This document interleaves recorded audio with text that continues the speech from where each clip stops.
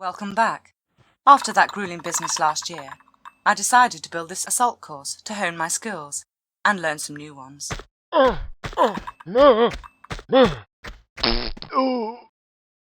Following my last video ranking the levels of Tomb Raider 1 Remastered from worst to best, the logical next step is, of course, to rank the outfits in Shadow of the Tomb Raider. Just kidding, I wouldn't even know how to go about that, because there's only so many I can put at the bottom of the list until it's no longer the bottom. So instead, I'll be ranking the 18 levels of Tomb Raider 2. The same rules apply as last time. It's all just my personal opinion, and while general fan consensus might be brought up from time to time, it won't affect any level's spot on my list. Without further ado, let's get started. Number 18. Living Quarters. Surprise, surprise, it's a water level. Anyone who paid attention to my last video might remember that I don't take kindly to those. While Living Quarters doesn't feature quite as much swimming as the other sea bottom levels, at least I don't think it does, but I might be repressing, I consider it to be the most useless level in the entire game. It doesn't add anything to the story, all its gameplay just rehashes things we've seen before, such as the piston puzzle copying the chandelier puzzle from Bartoli's hideout in a much uglier environment. And yeah, it's also very ugly. The only aesthetically pleasing area is the theatre at the end, which is again a rehash of the Opera House, but we barely even spend 5 minutes there. I honestly wouldn't shed a single tear if this entire level just disappeared. Number 17. Wreck of the Maria Doria. She could have been the highlight of the entire game. A sunken ship standing on its head is not just a creative location, but also the closest thing Tomb Raider 2 has to an actual tomb. A mass grave, to be precise, for all the sailors and passengers that went down with the ship a few decades ago. Unfortunately, we only get to spend very little time in the beautifully crafted passenger area and the eerie-looking bridge, and way too much moving crates around in some industrial-looking side rooms. Seriously, what's up with all the crates? Almost every room you enter has you pushing and pulling for half an eternity before you get anywhere. That's not just the most boring kind of puzzle that classic Tomb Raider has to offer, but also the developer's favourite way of artificially increasing playtime. I really want to enjoy this level for its unique premise and all the awesome things it could have been, but the execution is just so bad that even the ghosts decided to float off to the afterlife rather than staying behind to haunt this sad place. So let's do the same and move on. Number 16. 40 Fathoms. Tomb Raider 2 has a habit of introducing new elements every time we enter a new location, and the underwater section is no different. 40 Fathoms is memorable for 3 things. To begin with, it's the first of only a handful of levels in classic Tomb Raider not named directly after a location, but in this case, a unit of length used to measure the depth of water.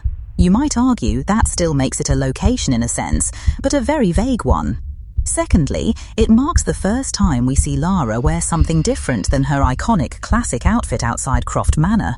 And last but not least, there's its badass opening, starting you out at the bottom of the sea surrounded by dark water and sharks, with only a minute left to find an air pocket before you drown, and no obvious hints telling you where to look for it.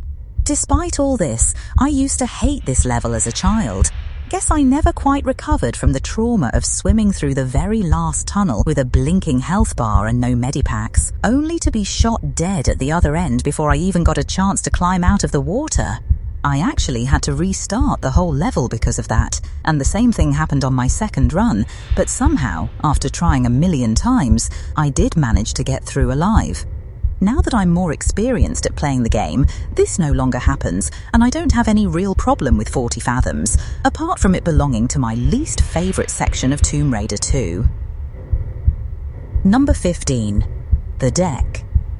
Possibly my most controversial take so far, because I've never met anyone who actually likes this level more than the rest of the underwater section. I believe it's even among the most unpopular levels of the entire game if you ask the players. To be clear, I don't like it much either. The entire sea bottom section is the lowest point of the game, both geographically and on my list, and I'm always happy and relieved when it's over. However, the deck is to me the one-eyed king of the blind country, so to speak. Its open map and lack of guidance can make it a living hell for first-time players, but I'm not a first-time player. I know where to go, what to do, and what to avoid, well enough that I can actually have a little fun with this one. At least it doesn't make me push a crate in every single room, which is always a plus for me. Yes, the bar is really that low. Time to swim back up to the surface, don't you think? Number 14. Offshore Rig. A nice little level, dragged down by two problems. The first one is the wasted potential of stripping Lara of her weapons for all but 2 minutes. She gets her infinite ammo pistols back almost immediately, as well as most of the other weapons a little while later, plus a bonus harpoon gun on top. They might as well have named this level the Gun Locker. This removes not only the challenge of navigating Lara through enemy territory without her guns, but also any memorability this level could have had, which leads us straight to problem number 2. It's forgettable. Chances are you play through it and never think about it again afterwards, because it has nothing that truly sticks out. If we ever get a remake of Tomb Raider 2, I hope it will do what Anniversary did to the Cistern and Tomb of Tihocan. Combine Offshore Rig with Diving Area, get rid of all the annoying parts and keep the fun ones. Speaking of which... Number 13. Diving Area.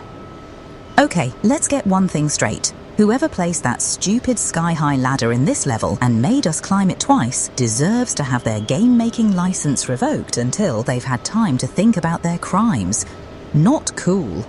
The entire first third, until you reach the corridor with the dogs and the hot guys, is not very good, but it does get fun after that.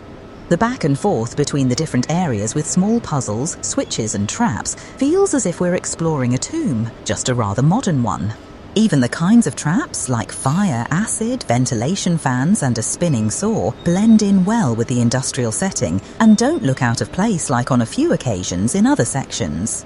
Diving Area is the level with my favourite cutscene in the game, Lara's encounter with Brother Chang, the first human character other than her butler that doesn't try to kill her.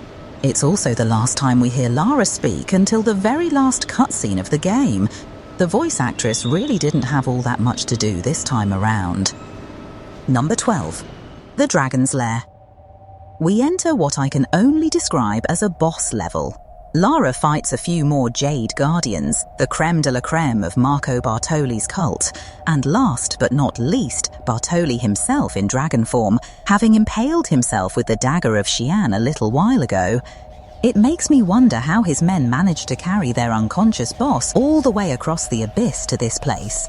But that lines up with my theory that part of the previous level was actually Lara hallucinating after prolonged exposure to the toxic fumes from the mysterious red liquid in the temple. There probably never was an abyss to begin with, just a big black hole in Lara's ability to perceive the real world around her.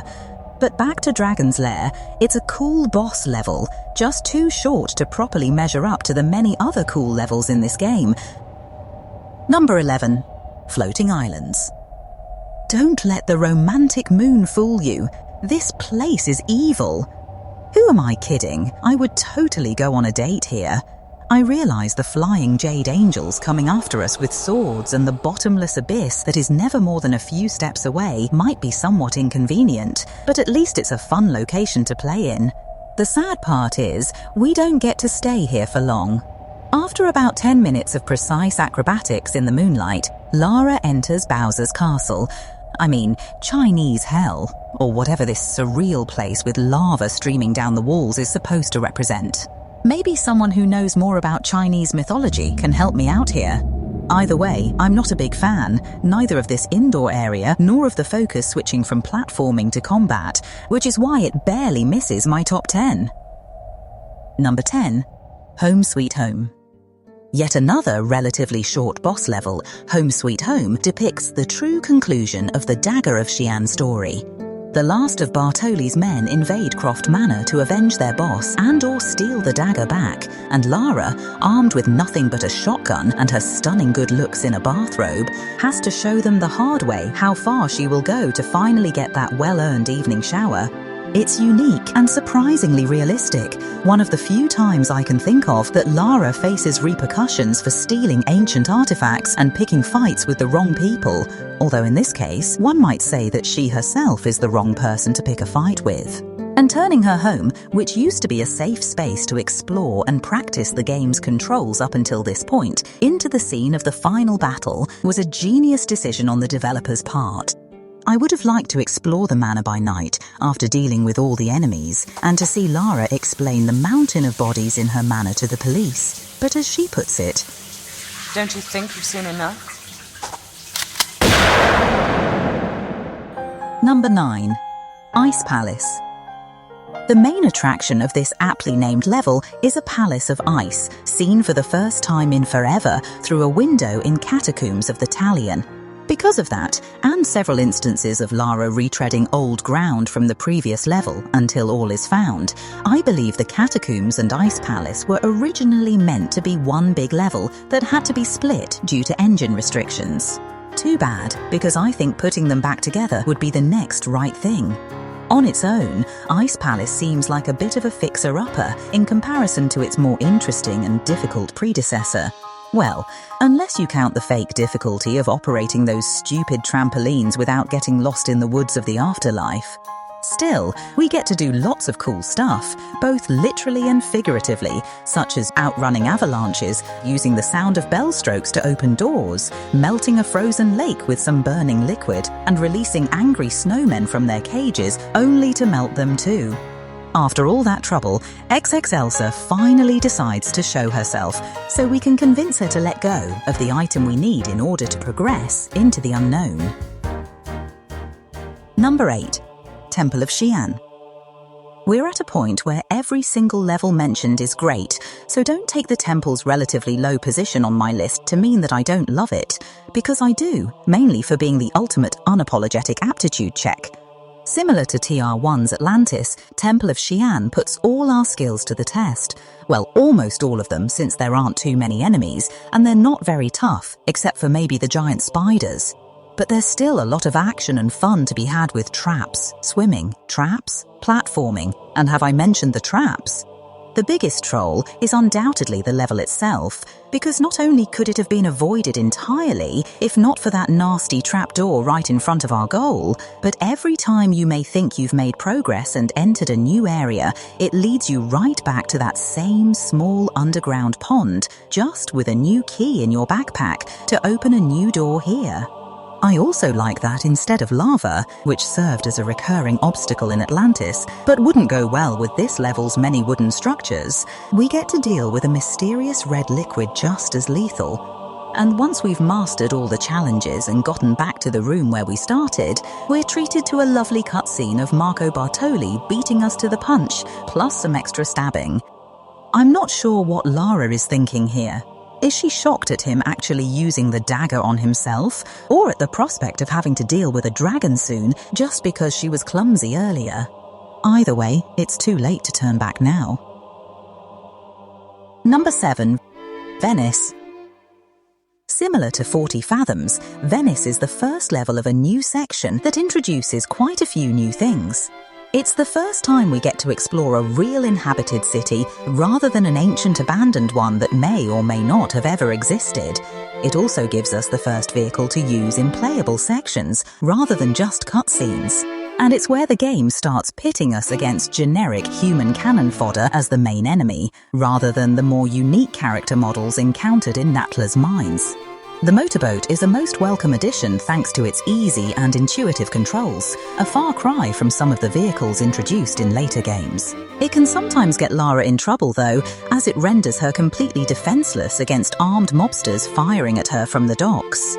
This is arguably the most annoying part of the level because it happens a lot, but somewhat mitigated by the boat not actually being necessary if you don't feel like driving around in it. The level is entirely beatable without it. In fact, you can even skip half of it by ditching the boat at the right time. I won't explain the details here because this is not a guide, but I want to mention it because it makes the level better by adding replay value. In the end, I still prefer going the full motorboat route, simply because it results in one of the craziest and most badass action sequences in the entire game, making Venice all the more memorable. Number 6. The Great Wall. If you ever wanted proof that time travel exists, this is it.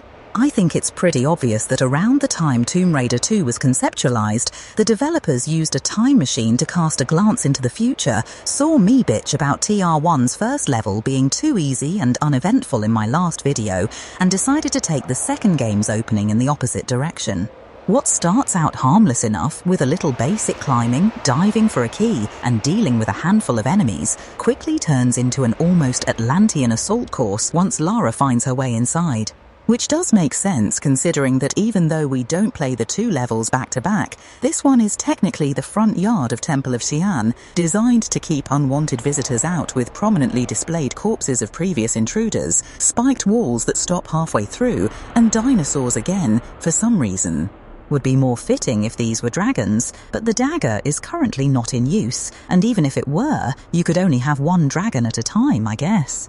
Anyway, first-time players may disagree, but I actually love this level so much that I wouldn't mind playing it a second time after Lara returns from Tibet with the Talion. This time at night perhaps, having to find a different way past the traps and reuniting with Bartoli's bouncer, who, through a combination of the poison he drank and the temple's magic, has turned into a Jade Angel in the meantime. I realise I'm losing the thread and talking about a level that doesn't actually exist, but I'd gladly trade one of the sea bottom levels for something like that. And it might even have made my top 5, which we shall get to right now. Via Caravelli, Venice. Number 5. Bartoli's Hideout. Act 2 of Lara's Italian romance is basically a seamless continuation of Act 1, except that in this case, most of the action takes place indoors. There are more firefights than in the previous level, which are however less frustrating since Lara can shoot back, rather than being stuck in water or the boat. The traps can catch you off guard because of how out of place they seem. When I mentioned earlier that some sections have traps less befitting their environment than diving areas' industrial health hazards, this is what I meant. But there aren't too many of them, and they don't distract from the beauty of Bartoli's buildings, which even surpasses Venice in my eyes. I only wish we got to meet Bartoli himself and hear his side of the story on this occasion, because believe it or not, he and Lara never actually talk to each other or interact much at all, aside from the occasional non-verbal chest pounding. Shouldn't the main villain, especially one that has an entire level named after him, be a little more present in the story? And if not, then some environmental storytelling could have come in handy here at least. But that's a story problem. Design and gameplay-wise, it's a beautiful and fun level nevertheless. Number 4. Tibetan Foothills. Can we take a second to marvel at Lara's outfit in this level? Yes, you saw it before in this very video when I talked about Ice Palace, but this is where she actually wears it for the first time. I love not only its look, but also the story behind it. Stealing a plane from Bartoli's rig and flying all the way from there to the mountains of Tibet, Lara apparently never deems it necessary to make a stop and adjust her gear for the next mission.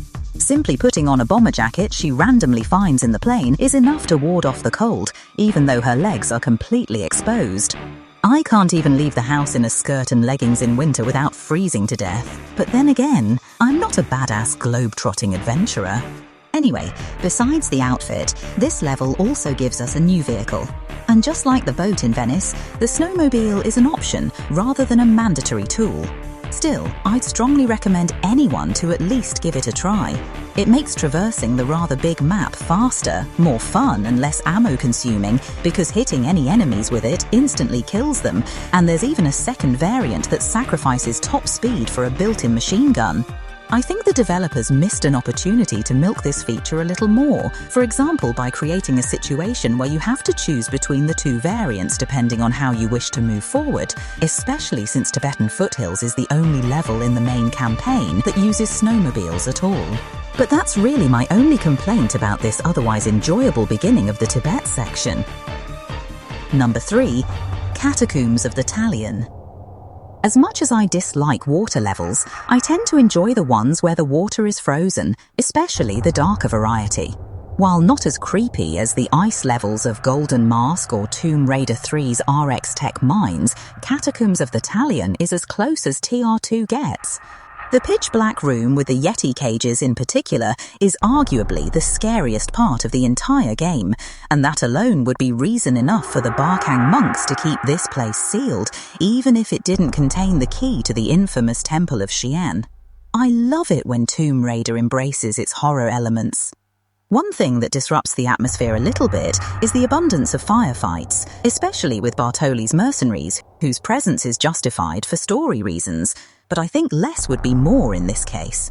The same goes for the packs of leopards that attack us in almost every room we enter. Regardless, everything else in this level, the sound, the aesthetics, the puzzles, meshes together really well, creating an adventure that is fun to play through from beginning to end. Number 2. Barkhang Monastery. Preceding the Catacombs is a level not quite as dark, but interesting and unique for different reasons. I think I'm presenting a very popular opinion for once, because I have yet to meet a player, newbie or veteran, who doesn't love the monastery, be it for its open map and intricate layout, the aesthetically pleasing design, or the friendly monks who will fight the mercenaries alongside Lara, but not bother her as long as she doesn't shoot first. Easier said than done, because the game does a piss-poor job at communicating this to players. Lara stupidly aims her guns at her allies as if they were enemies, and just one stray bullet grazing a monk, even by accident, is enough to turn the entire population against her. What's cool about this is that it basically allows you to choose the level's combat difficulty yourself by determining how many enemies you want to face. Unless, of course, you're playing on New Game Plus, where the monks are hostile by default. Good luck with that. But there are other health hazards that should be discussed as well, such as the building's ridiculously deadly architecture. While it makes sense to assume that all those traps were installed to kill malevolent intruders, I doubt that the monastery gets them often enough to justify such a risk to the safety of the actual inhabitants. Oh well, maybe I shouldn't try to read too much logic into design decisions that were only meant to create a fun challenge, because I did the very same thing in my own level editor creations, and Barkhang Monastery definitely succeeds at being one of TR2's highlights. Number 1. Opera House. Venice is to me one of the few sections that keep getting better the more I progress, and it reaches its peak with the dilapidated Opera House. Similar to Barkhang Monastery, it's a fairly open map once you enter the main hall, albeit a little more linear when it comes to the order in which the tasks have to be completed. And similar to TR1's Lost Valley, nostalgia is part of the reason I'm still in love with this level after more than 2 decades. It was my best friend from elementary school who introduced me to Tomb Raider. We used to play it a lot at his house whenever his older brothers let us have the computer, and this was the farthest we ever got into the game together, as well as the level that scared us the most. I remember the sound of the swinging box outside driving us crazy because we mistook it for footsteps of an enemy patrolling just out of sight. If Floating Islands is Bowser's castle, then Opera House is the equivalent of Super Mario's haunted houses, and it will never cease to amaze me how the developers created such a tense atmosphere with ambient noise and a few well-placed enemies and traps. As my first Tomb Raider game ever, 2 will always have a special place in my heart, and even most of the levels at the bottom of my list aren't too bad in my opinion. If I could remaster the game again and improve more than just the graphics, in other words, if I could do something more like a remake, these are the 5 things I would change to make it an even better experience. 1. As I said before, combine offshore rig and diving area into one level, keeping the good parts of both and getting rid of the annoying ones, such as the sky-high ladder. I'd also force Lara to last longer without her guns, or at least not give them back all at once. 2. Make the Maria Doria the highlight she was meant to be, with more focus on the eerily beautiful areas of the ship and less crate pushing in boring industrial side rooms. 3. Remove living quarters altogether, maybe merge the theatre with Maria Doria. At this point it may seem like I'm just trying to make the game shorter, but quality over quantity, guys. 4. To make up for the missing living quarters, add Lara's return to the Great Wall as a new level before Temple of Xi'an, as described about 15 to 16 minutes into this video. 5. More outdoor areas in Floating Islands. Also add an explanation of what this place actually is and whether it's real or not. That's it from me for Tomb Raider 2 Remastered. As usual, feel free to share your opinions and come back soon if you want to see me rank the levels of the third game.